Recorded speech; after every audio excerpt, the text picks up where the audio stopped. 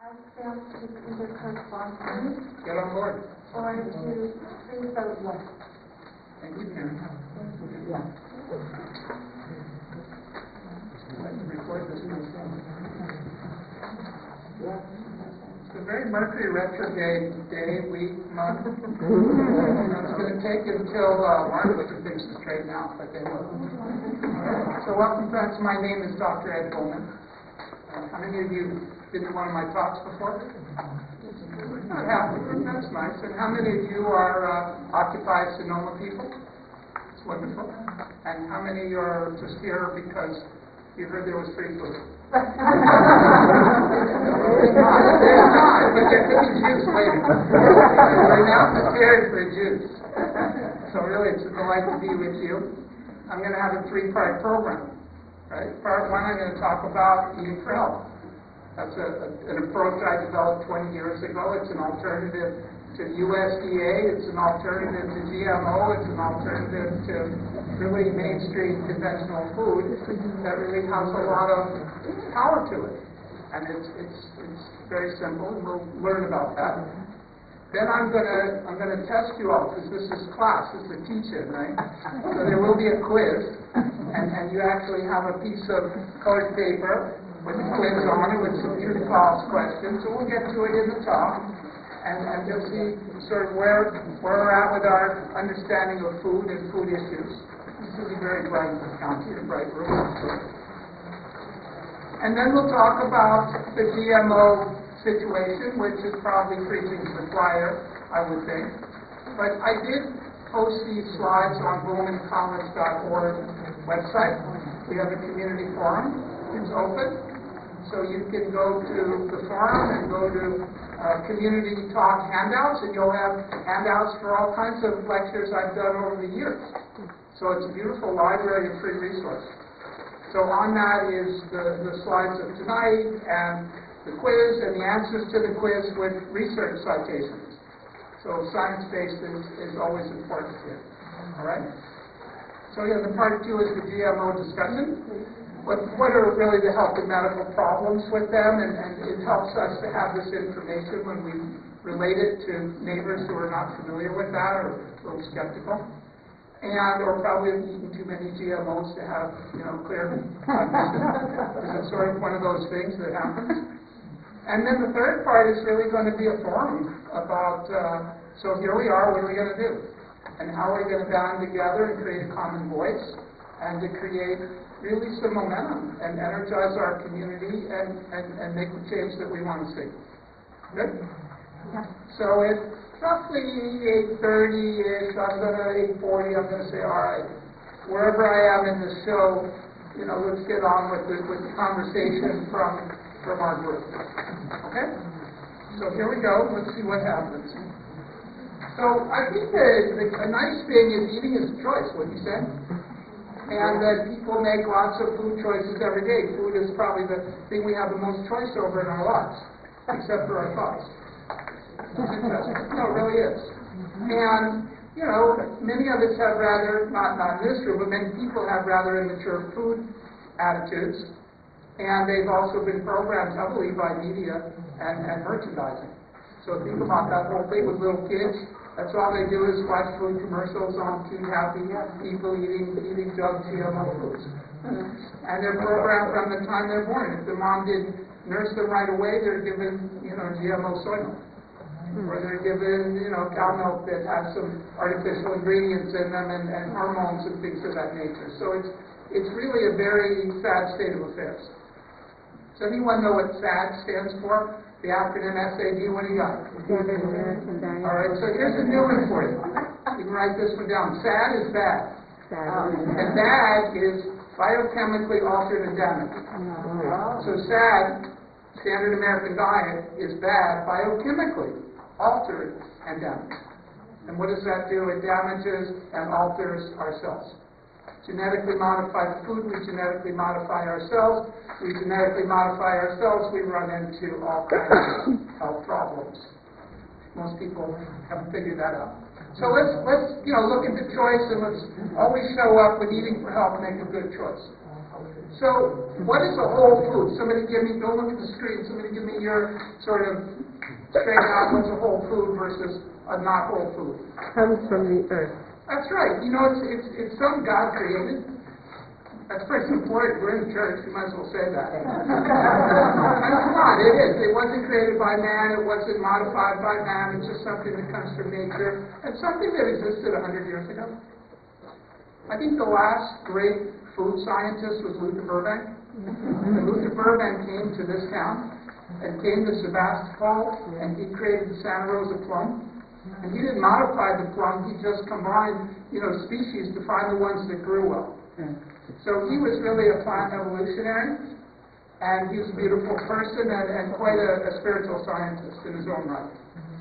Then came Dow Chemicals and Monsanto, and they completely took the foods apart and added artificials that, are quite devastating to us. But a whole food is a single life-supporting substance. That's it, it's a single substance. Tomato is a tomato, a chicken is a chicken, a turnip is a turnip. Okay? It's not modified. It has all of its edible parts that are intact, and it's unprocessed or minimally processed. I mean, some things go through a minor amount of heating or cooling or drying, but, that's fine. You make carrot juice, you argue, well, it's been, heated up in the juice or what. But that's not what we're talking about. It's still carrots. And really, the things I'm looking at is an acronym called S.O.U.L. I grew up in Washington, D.C. There's a lot of soul food where I came from. I was downtown 16th Street, Adams Morgan neighborhood, and it was also an international food community because diplomats were there. But what was soul food? It was fried, it was cheap, it wasn't good, and it made people sick. So for that, the way I'm now coining phrases, acronym of SOUL is seasonal. That's kind of important. What food's in season right now? It's February. It's not, terrific growing season, but what's happening? Asparagus is popping up right now. Kale's always in season here. So you can always get kale. You can always get root vegetables here. You can get beets, you can get carrots, you can get lettuces, you can get a lot of things. You can get squash. Squash is still growing. Yeah, dandelions coming up any minute. Greens. So greens are definitely around. Vegetables are around. Some fruits are around. This is a beautiful area for growing things. I dug up some new potatoes yesterday. And how long were they in the ground? 6 months? Yeah. I mean, vegetables kind of live for a good while, and you pick them when you want them. All right, so seasonal is important, organic is important. Now, organic may be costly for some people. And some farms may not have organic certification, but they're still local food. They're not heavily sprayed. If we know that people are growing the food, they go, no, this food is not, this is grown on good soil, and we eat the food, we get the feedback that, yeah, this food is nourishing, that's okay. So I don't want to be, if it's not organic, it's not good. If it's not good, it's not good. Some organic food isn't that good, or we can get organic processed food. We can go to the store and get organic chips and organic all kinds of things that have been really gone through the whole, processed food that can still be called organic. So we're looking at seasonal, organic, unprocessed, and local foods.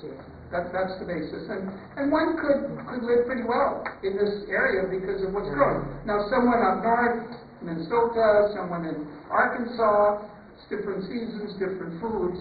But nevertheless, wherever there's soil, there's food. We could tear up some concrete. There's a lot of concrete, a lot of, Joni Mitchell, what'd she say? We could tear up some parking lots and put down, this dirt under the parking lot. And it's really fun to do that. It's really fun to blast out some cement and see what's under there, and there's even worms still waiting for us to say, hi.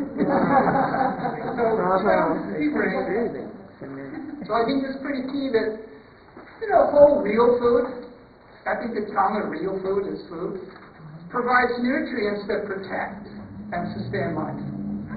So I don't know about you, but I get a little worried when I hear all the toxic elements of the environment. You name it, from the chemicals and the fertilizers to the electromagnetics to the Fukushima to the mercury. I mean, on and on and on. And does it make you feel kind of small? I do. I mean, really, even for me, I'm a tall guy, it makes me feel small. But the point is, the good, fresh, local food, particularly the foods from the soil, the plants, they really neutralize and protect us against those elements. That's a big reason to eat fresh, whole, real food, and then to also give that to animals. Because we like animals, don't we? I mean, come on, we love animals. Animals are really kind, and you know, they're part of the plan here. And animals that eat healthy food provide healthy food for humans. And animals that are given genetically modified food, they get sick. You know, you see a lot of problems with sick animals and sick animal byproducts and that whole thing. Animals are not raised to have corn and beans. They're not Mexican. Right? So they like grass and they like greens, and same with chickens. You know, they don't want this kind of food that we're mass producing them with. So we need macronutrients, you know what that is, right? Protein, fats, and carbohydrates in a pretty balanced proportion. It's not all vegetables. Vegetables are important, but we need proteins, fats, carbs, variety.